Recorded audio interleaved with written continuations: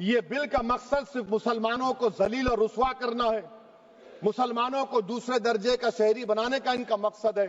Sir, अगर आप history को पढ़ेंगे तो महात्मा गांधी उस वक्त के व्हाइट अफ्रीका में सफेद फार्म अफ्रीका के कानून को महात्मा गांधी ने कहा था कि ये मेरा कॉन्शियंस इसको मानता नहीं है, मैं इस कानून को कबूल नहीं करता हूं। तो महात्मा गांधी ने क्या किया, उन्होंने उस कानून को फाड़ दिया। तो मैं गांधी की तरह इस कानून को फाड़ता हूं। ये अनकॉन्स्टिट्यूशनल है सर। इस देश में झगड़े पैदा करने का काम बीजेपी करना चाहती है मस्जिद और मंदिर के नाम पर, इसीलिए मैं इसका कंडेम करता हूं और मैं आपसे गुजारिश करता हूं कि मैंने अपने 10 अमेंडमेंट दी हैं, आप इसको कबूल करिए। मैं ये वक्फ तरमीमी बिल की मुखालिफत में खड़ा हुआ हूं। किसी एक शायर ने बड़ा अच्छा कहा था, जब भी ज़मीर और ज़र्फ का सौदा हो दोस्तों, जब भी ज़मीर और ज़र्फ का सौदा हो दोस्तों, कायम रहो हुसैन के इनकार की तरह। सर, ये वक्फ तरमीमी बिल भारत के गयूर मुसलमानों के ईमान पर, इबादत पर एक हमला है। नरेंद्र मोदी की हुकूमत ने इस मुल्क की सबसे बड़ी अक़लियत के खिलाफ एक ऐलान जंग कर दिया और ये जंग ना सिर्फ मेरे जिस्म पर है, बल्कि मेरी आज़ादी पर, मेरी समाजी और माशी मार्जिनलाइजेशन पर है, मेरी शहरियत पर है, मेरे मदरसे, मस्जिदों, खानखाहों को और दरगाहों को निशाना बनाया जा रहा है। और ये हुकूमत सच्चाई को नहीं बयान कर रही है कि ये तरमीमी बिल से मुसलमानों का तहफ़्फ़ुज़, तरक्की और गुर्बत का खात्मा होगा। ये सरासर झूठ है। सर, अगर आप आइन के आर्टिकल 14 को देखेंगे तो उसमें लिखा हुआ है इक्वल प्रोटेक्शन। अब आप देख लीजिए सर कि हिंदू, सिख और जैन को और बौद्ध को उनके एंडोमेंट में तहफ़्फ़ुज़ मिलेगा क्योंकि उनका एंडोमेंट बाय यूजर बरकरार है और उनका एडमिनिस्ट्रेशन उनके हाथ में होगा कि गैर हिंदू या गैर उनके मजहब का आदमी दान भी दे सकता है उनके लिए।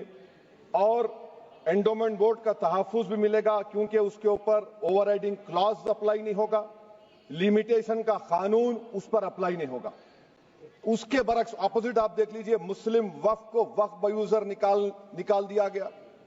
एक मुस्लिम वक्फ की जायदाद पर कब्जा होगा, लिमिटेशन लगेगा तो जो एनक्रोचर है, जो खाबिज है, वो रातों रात मालिक बन जाएगा और एक गैर मुस्लिम वक्फ बोर्ड को एडमिनिस्टर करेगा। ये आर्टिकल 14 के इक्वल प्रोटेक्शन का वायलेशन।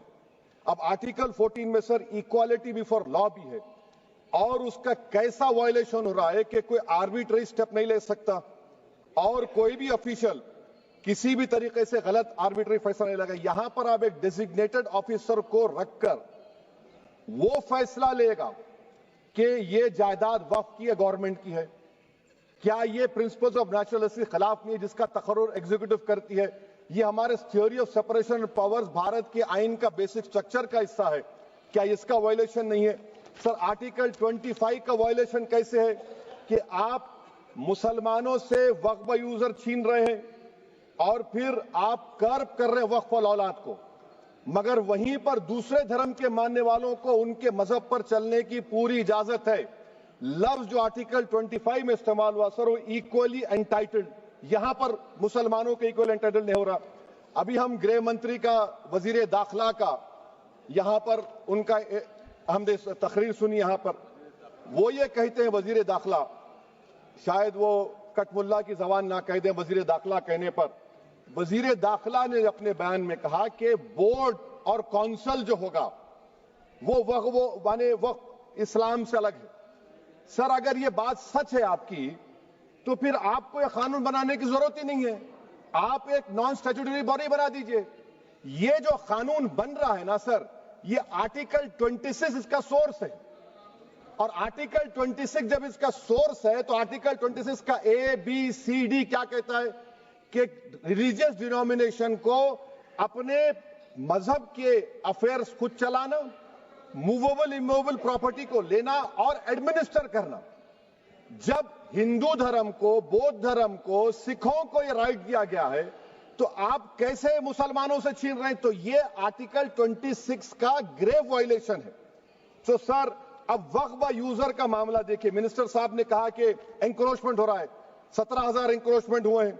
तो यही नरेंद्र मोदी की हुकूमत ने 2014 में उस वक्त के मंत्री ने एक Waqf properties eviction of unauthorised occupants bill को इंट्रोड्यूस किया।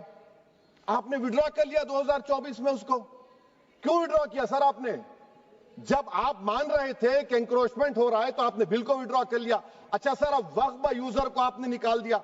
माने कंडीशन क्या लगाए कि अगर उसमें डिस्प्यूट होगा और गवर्नमेंट प्रॉपर्टी होगी। सर डिस्प्यूट तो है। मिसाल के तौर पर मोहिबुल्लाह साहब जिस मस्जिद के इमाम है, पार्लियामेंट के सामने मस्जिद है सर, 123 प्रॉपर्टीज में मस्जिद है, डिस्प्यूट चल रहा है। कल कलेक्टर या डिस्ट्रिक्ट ऑफिसर बोलेगा कि भाई साहब ये गवर्नमेंट प्रॉपर्टी है, स्टिकर लगा दिया जाएगा, मस्जिद बंद, गवर्नमेंट प्रॉपर्टी हो गई। होगी ना सर? अब ये बताइए, आप जब से यहां पर पूरे बीजेपी रूलिंग पार्टी हमको ज्ञान दे रहे हैं कुछ नहीं होगा, कुछ नहीं होगा। मैं दलील के साथ बता रहा हूं आपको, ये मस्जिद दिल्ली गवर्नमेंट बोलती हमारी है, वक्फ दिल्ली वक्फ बोलता हमारी है। तो सर वक्फ बाय यूजर, अगर मैं अपनी गवर्नमेंट के खिलाफ वक्फ बोर्ड वक्फ बाय यूजर इस्तेमाल नहीं करेगा तो क्या है सर? अच्छा, ये अमेंडमेंट जब हो जाएगा तो मुझे कहने दीजिए सर, सिर्फ प्राचीन मंदिरों की हिफाजत होगी, मस्जिदों की नहीं होगी। अब सर आप आ जाइए, अगर डिस्प्यूट मेरा एंशिएंट मॉन्यूमेंट से वक्फ का, एक मिसाल दे रहा हूं, दिल्ली में 172 वक्फ प्रॉपर्टीज एएसआई कंट्रोल में है। मैं तो हार ही गया वो, क्योंकि मेरे पास डॉक्यूमेंट नहीं है। आप कह रहे हैं कि डॉक्यूमेंट चढ़ाओ। अगर मेरा गवर्नमेंट से डिस्प्यूट चल रहा है, मैं तो क्लेम ही नहीं कर सकता, क्योंकि आप जज बनेंगे, आप ही फैसला करेंगे, और जब तक आप फैसला नहीं करते वो वक्फ की प्रॉपर्टी नहीं होगी। वो प्रोविजन डाल दिया आपने। अच्छा, अगर मेरा डिस्प्यूट एंक्रोचर से होगा सर, तो एंक्रोचर में तो आपने तो 107 को डिलीट कर दिया। आप रातों रात खाबिज को, एंक्रोचर को मालिक बना रहे हैं। सर मैं ये पूछना चाहता हूं आपके जरिए हुकूमत से, एक मुंबई में एक बहुत बड़े दौलतमंद है,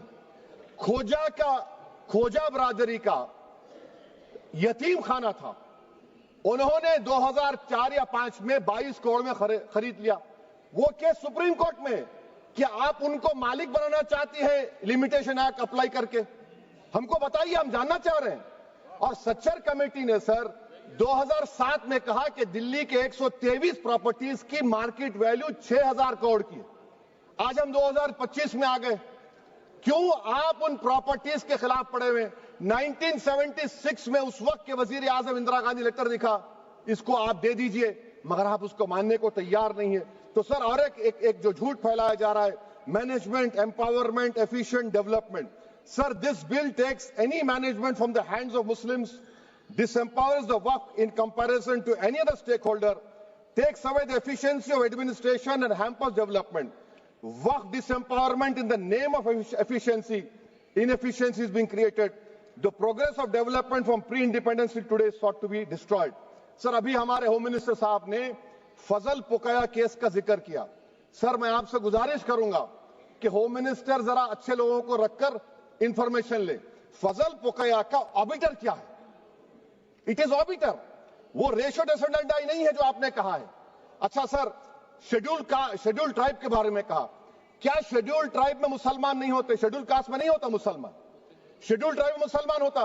तो क्या आर्टिकल 25 मेरा चला गया, आर्टिकल 26 चला गया, आर्टिकल 14 चला गया, 15 चला गया, 29 चला गया? लक्षद्वीप का एक मुसलमान एमपी है, क्या उसको राइट नहीं है क्योंकि ट्राइबल है? क्या कह रहे हैं आप? इस ऐवान को क्यों गुमराह कर रहे हैं आप शेड्यूल ट्राइब के नाम पर? सर और एक चीज जो आपको बता रहा हूं सर, अब आप जब आर्टिकल 26 से मेरा सोर्स है, तो आप सेंट्रल वक्फ काउंसिल में 22 में से 10-11 आप नॉन मुस्लिम को बना सकते हैं। रिलीजन न्यूट्रल आपने कह दिया, और आप बनाएंगे, क्यों बनाएंगे आप? स्टेट वक्फ बोर्ड में 7 नॉन मुस्लिम होंगे और 4 मुसलमान। क्यों होंगे? क्योंकि आप लॉ में 95 में डायरेक्ट मैनेजमेंट में ले सकते हैं 5 साल के लिए। आप वक्फ बाय यूजर को आप कलेक्टर डिस्ट्रिक्ट ऑफिसर बोलेगा ये वक्फ की प्रॉपर्टी नहीं है, तो वो वक्फ बोर्ड खामोश बैठ जाएगा, कुछ एक्शन ही नहीं लगा, क्योंकि वो आपके प्यादे हैं। अच्छा, जब आप नॉमिनेट करेंगे सर मैं मोदी गवर्नमेंट के खिलाफ नो कॉन्फिडेंस ला सकता हूं, मगर वक्फ बोर्ड का चेयरमैन जो नॉमिनेट होगा उसके खिलाफ नो कॉन्फिडेंस नहीं ला सकते, हम बिल्कुल नहीं ला सकते। क्या मजाक है बताइए आप? ये डेमोक्रेसी है। नॉमिनेट भी स्टेट गवर्नमेंट करेगी, वो अगर डिक्टेटर बन जाएगा जैसा आज भारत में हो रहा है तो वो भी नहीं हटेगा। कम से कम यहां पर तो इलेक्शन है, वहां पर तो आप 5 साल झेलते रहो उसको। अच्छा सर, अब ये जो क्लॉज 11 और क्लॉज 9 आप 16AA से देखिए, where the qualification of the members of the board has been limited only to 3 categories contained in 14(1)(c). Intention is very clear that the majority is to be packed with non-Muslims. So who will defend my interests, sir?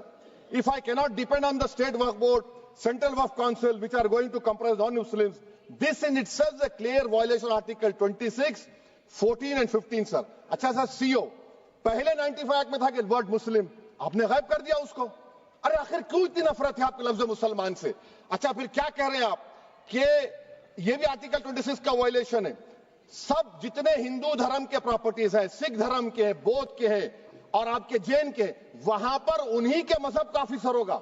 और कहां पर नहीं होगा? Waqf board में। Waqf board is a pure religious institution, इसको समझने की जरूरत है। तो आप ये कर दे रहे हैं सर। अच्छा सर, आप देखिए, अब आप आ जाइए ये ट्राइब्यूनल पर। मुझे समझ में नहीं आया सर कि हमारे होम मिनिस्टर वजीर दाखिला ने क्या कह दिया कि 2013 का जो कानून है वो नहीं बनता तो हम नहीं लेके आते। मैं बड़े अदब के साथ उनसे पूछना चाह रहा हूं कि क्या उस वक्त राजनाथ सिंह साहब, अडवाणी साहब, हमारी लेट सुषमा स्वराज, ये बड़े बड़े नेता यहां बैठे थे? आपने यूनानिमस उस कानून को पास करवा दिया। कीर्ति आजाद थे उस वक्त, अब यहां बैठे हैं वो टीएमसी में। तो क्या आप गलत थे या वो गलत थे? हमको बता दीजिए, आप बता दीजिए। क्योंकि अगर अडवाणी आपके लिए बहुत बड़ा नेता है, मेरे लिए नहीं हो सकते, आपके लिए आपने पद्मश्री दिया उनको। मोहतरमा सुषमा स्वराज की जबरदस्त तकारीर का मैं कायल हूं, वो बैठकर उस 2013 को यूनानिमस पास कर दिए। मुझे कंफ्यूजन है कि क्या अमित शाह, नरेंद्र मोदी बड़े हैं या अडवाणी बड़े हैं? आपके लिए आप तय कर लीजिए। अच्छा सर, आपके tribunal sir, railway Clements tribunal, NGT tribunal, income tax, वैसे 14-15 ट्राइब्यूनल है। हिंदू एंडोमेंट का ट्राइब्यूनल, सबका अपील नहीं होती, रिव्यू होता है। गृह मंत्री सरकार कह रही है कि नहीं, रोक दिए, रोक लगा। कैसे रोक लगाते हैं? रिव्यू और अपील में तो फर्क होता है ना सर। आप ही कह रहे हैं कि पूरे कोर्ट्स में बैकलॉग है और आप अपील कर रहे हैं। अच्छा सर, रिटायर्ड डिस्ट्रिक्ट जज 95 में सिटिंग डिस्ट्रिक्ट जज था, जो एडमिनिस्ट्रेटिव कंट्रोल था सीजीआई साहब, उसको निकाल दिए। अच्छा सर, अब आप अभी हमारे मंत्री साहब ने कहा trust, sir Shri Sai Baba trust 2004, वो ये कहता है जो ऑफिसर उसमें काम करता उसको साई बाबा का डिवोटी होने चाहिए और उसको डिक्लेरेशन लिख के देना पड़ेगा। यहां पर हो रहा तो यहां पर क्यों नहीं हो रहा? अच्छा सर, आप फिर देख लीजिए, ये आपका हो गया सर। हाँ, अब अमित शाह साहब ने सेक्शन 2A के बारे में कहा और उन्हें इस बात का इकरार कर लिया कि दाऊदी बोहरा के लिए यह बनाया गया है। मगर मैं आपके जरिए से गवर्नमेंट से पूछना चाह रहा हूं, आपने तो उस प्रोवाइजो में दाऊदी बोहरा का नाम ही नहीं लिखा। आपने उनको भी थैंक यू कर दिया, उनका नाम क्यों नहीं लिखा आपने? और सर, और गवर्नमेंट क्या कर रही है? आप मुस्लिम समाज में जो बेकार किस्म के लोग हैं उनको एक रास्ता बना रहे हैं, एग्जिट दिखा रहे हैं कि तुम्हें वक्त से बचना है तो तुम्हें ट्रस्ट बना लो। ये क्या कर रहे हैं सर आप? कम से कम उन दाऊदी बोहरा को आप दे देते। अच्छा sir, clause 3V section 36 clause 18 देख लीजिए। Oral Waqf, oral appointment has sought to be discontinued even though it is recognized practice in Islam. Muslim personal law is recognized oral waqf and 1937 Shariat Application Act. Sir, आप clause 3(9) पर आ जाइए। 5 साल के लिए मुसलमान। मैं किरण रिजिजू से पूछना चाहता हूं, सर दाढ़ी रखे तो मुसलमान प्रैक्टिसिंग है या क्लीन शेव आपकी तरह है? तो बताइए हमको, प्रैक्टिसिंग क्या होगा? अच्छा, किसी को पकड़ के मॉब लिंच कर दिया और बोले कि JSR का नारा लगाया, और वो JSR का नारा लगाया तो क्या मुसलमान रहेगा? नहीं रहेगा। या फिर देश के प्रधानमंत्री ने कहा था कपड़े देखकर पहचानो, तो क्या कपड़े देखकर आप कह देंगे? अच्छा, अगर कोई क्रिश्चियन हिंदू धर्म कबूल करता है तो क्या वो मंदिर को दे सकता प्रॉपर्टी? फिर भारत के संविधान में आर्टिकल 300 क्यों है सर? राइट टू इक्वालिटी क्यों है? फ्रीडम ऑफ रिलीजन क्यों है? 5 साल कहां से लाएंगे? अच्छा सर, और एक चीज सर, और एक चीज मैं आपको बोल के खत्म कर दूंगा सर। इस बिल में वक्फ औलाद का सर, इसमें आप देखिए clause 4(3)(2), the creation of waqf al-awlad shall not result in denial of inherent rights to heirs including women hairs और द वाकिफ on the right of person. Sir, ये आर्टिकल 25 का वायलेशन है, शरीयत एप्लीकेशन एक्ट 37 का वायलेशन, आर्टिकल 300A का violation है। अच्छा, हिंदू धर्म में सेल्फ एक्वायर्ड प्रॉपर्टी को एक हिंदू, अब उसके फर्ज के 2 बच्चे हैं, वो एक को अपनी पूरी दौलत दे सकता है, कोई रोक टोक नहीं है। वो कहेगा नहीं मैं घर के बच्चों को नहीं दूंगा, मोहल्ले के गरीब को दे दूंगा, वो भी कोई रोक टोक नहीं है। वहां पर आपको बच्चों की फिक्र नहीं है।